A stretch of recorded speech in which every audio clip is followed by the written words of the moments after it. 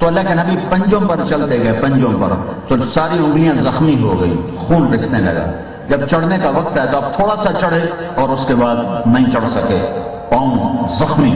تو ابو بکر رضی اللہ عنہ نے آپ کو کندھے پر بٹھایا اور سارا پہاڑ اوپر چڑھ کے گئے، آپ کو اندر نہیں جانے دیا، باہر بٹھایا اور سوراخ بند کیے پتھروں سے، پھر بھی سوراخ باقی تھے، پگڑی اتاری، اس کو پھاڑ کے بند کیے، پھر بھی باقی تھے، کرتا اتار دیا، اس سے سوراخ بند کیے، ایک باقی رہ گیا جس میں وہ سانپ تھا، اس پر اپنی ایڑی کو رکھا ہے۔ علماء نے لکھا ہے وہ جو سانپ ڈس رہا تھا نا، وہ اپنے اس فطرت کی وجہ سے نہیں ڈس رہا تھا، وہ یہ احتجاج کر رہا تھا مجھے زیارت کرنے دو، ایڑی ہٹاؤ، میں زیارت کرنا چاہتا ہوں۔ وہ صاف ہونے کی فطرت سے نہیں ڈس رہا تھا، وہ احتجاج میں ڈس رہا تھا، اور اس کے پاس اس کے سوا اور کوئی ذریعہ نہیں کہ وہ اپنا آپ بتلائے کہ میں ہوں، میں دیکھنا چاہتا ہوں، میں زیارت کرنا چاہتا ہوں۔ تو اللہ کے نبی اندر آئے، کہا یا رسول اللہ اندر آئیے۔ آپ اندر آئے، اندھیرا گہرا، اندازہ نہیں ہوا کہ ابو بکر کرتا پگڑی نہیں ہے، تھوڑی سی سفیدی آئی تو کیا دیکھا، نہ کرتا نہ پگڑی، ابو بکر کرتا پگڑی، اشارہ کہ یا رسول اللہ یہ سوراخ سے مجھے ڈر لگا کوئی چیز تکلیف نہ پہنچائے، تو میں نے ان کو بند کر دیا۔ تو اللہ کے نبی کی آنکھوں میں آنسو آئے کہ اے اللہ میں ابو بکر سے راضی ہوں، تو بھی اس سے راضی ہو جائے اور اسے جنت میں میرا ساتھی بنا دے، اور اسے جنت میں میرا ساتھی بنا دے۔ فوراً جبریل آیا کہ یا رسول اللہ تعالیٰ فرما رہے ہیں میں ابو بکر سے راضی ہوں اور اسے جنت میں آپ کا ساتھی بناتا ہوں۔ آپ کھوجی کے پیچھے چلتے چلتے قریش مکہ پہنچ گئے۔ اللہ نے ان کے آنے سے پہلے ایک بیل کو اگایا جو کہ بہت بڑا اس کا منہ ہے، وہ بیل نے یوں شاخیں پھیلائیں، اس میں اللہ نے مکڑیوں کو بھیجا، مکڑیوں نے جالے تان دی، جالے۔ تو جب وہ وہاں پہنچے تو کھوجی نے کہا یہاں نشان ختم۔ تو امیہ بن خلف نے کہا یہ جالا نہیں دیکھ رہے ہو، یہ تو محمد کی پیدائش سے پہلے کا لگا ہوا، کہاں لے کے آ گئے ہو؟ کہا مجھے نہیں پتا، نشان یہی ہے۔ اب یہ گفتگو ہو رہی، اب اللہ ایک جملہ اتارتا ہے، اِنَّا لَمُدْرَكُونَ، بھی آپ کو سنا ہے، اِنَّا لَمُدْرَكُونَ، موسیٰ مروایا کہ نہیں مروایا؟ پہلے ہی ہمیں پتا تھا۔ اور اب ایک اور جملہ آ رہا ہے، کیا آ رہا ہے؟ لا تحزن اذ يقول لصاحبه لا تحزن ان اللہ معانا، ان اللہ معانا، لا تحزن۔ ابو بکر کو اپنا غم بھول گیا، اپنا فکر بھول گیا، اور اللہ کے نبی کا غم لگ گیا، اس کی وجہ سے لفظ آیا لا تحزن۔ اگر ابو بکر کی کیفیت اپنی جان بچانے کی ہوتی جیسے بنو اسرائیل کی تھی تو پھر اللہ کا قرآن کہتا لا تخاف، ابو بکر کیوں ڈر رہے ہو، لا تخاف، ڈرو نہیں، اللہ ہمارے ساتھ ہے۔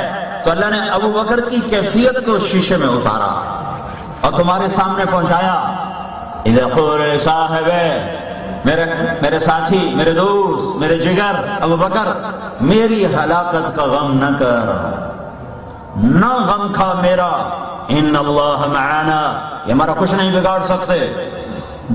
تو اللہ نے دو تصویریں دکھائی ہیں قرآن سے، ایک کہہ رہے ہیں مروا دیا، دوسرے کہہ رہے ہیں ہے یا رسول اللہ آپ کا کیا بنے گا، میری خیر ہے، آپ کا کیا بنے گا؟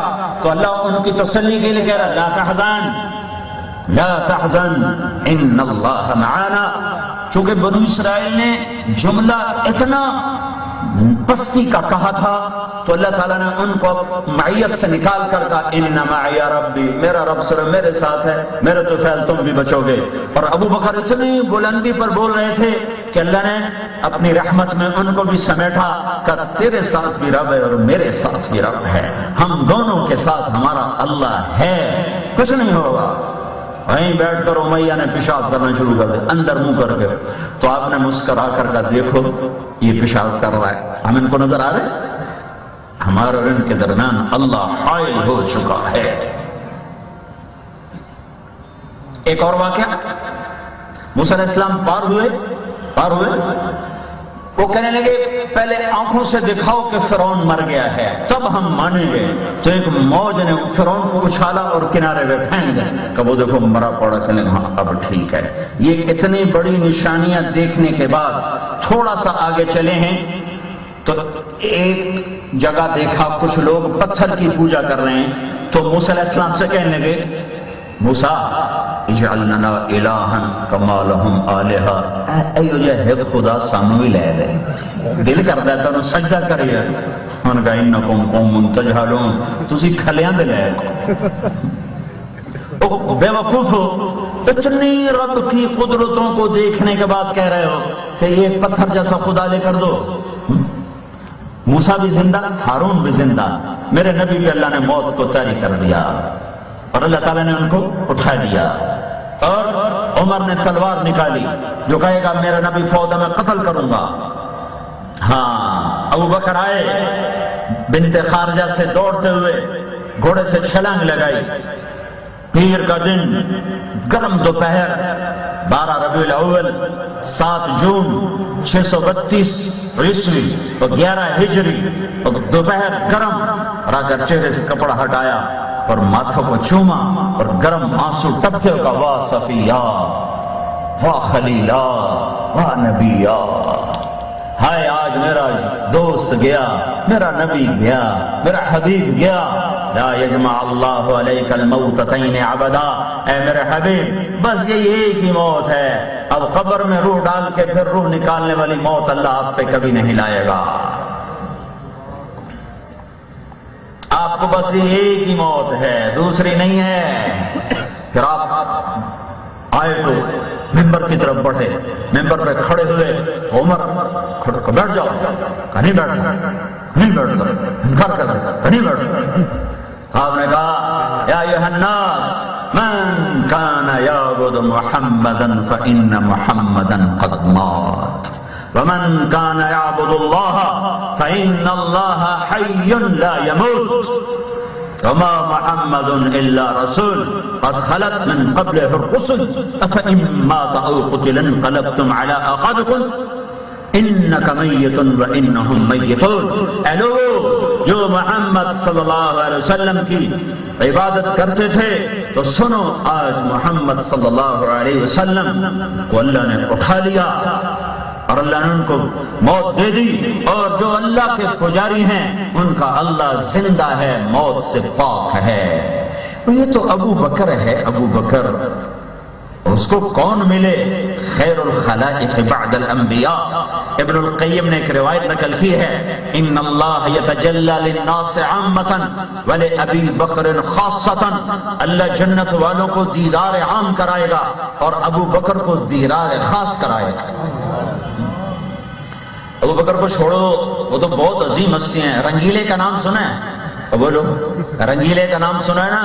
وہ جو اداکار تھا، 1996 میں ہماری جماعت کی تشکیل ہوئی کہ فلمی دنیا میں آپ لوگ کام کرو، ہمارا کام تو جانا ہے، جس کا سودا نہیں بکتا وہ سائیکل پہ پیچھے باندھ کے پھیری لگاتا ہے، ریڑھی پہ ڈال کے پھیری لگاتا ہے، تو ہم بھی تبلیغ والے وہ پھیری لگانے والے ہیں کہ کوئی خریدار ملے، کوئی خریدار ملے۔ تو اللہ کا فضل ہے، جو پھیری لگاتا ہے تو شام کو وہ روٹی لے کے ضرور گھر آتا ہے، تو اللہ نے مولانا الیاس کے ذریعے سے پھیرا لگوانا شروع کیا، اللہ نے آج مجمع اکٹھے کر دیے، کبھی سوچا بھی نہ تھا، کبھی خواب بھی نہیں آیا تھا کہ اس طرح 6 بر اعظم میں اللہ اس دعوت کے کام کو پہنچا کر اور امت کے تمام طبقات کے لیے ہدایت کا اللہ تعالیٰ سے ذریعہ بنا دے گا۔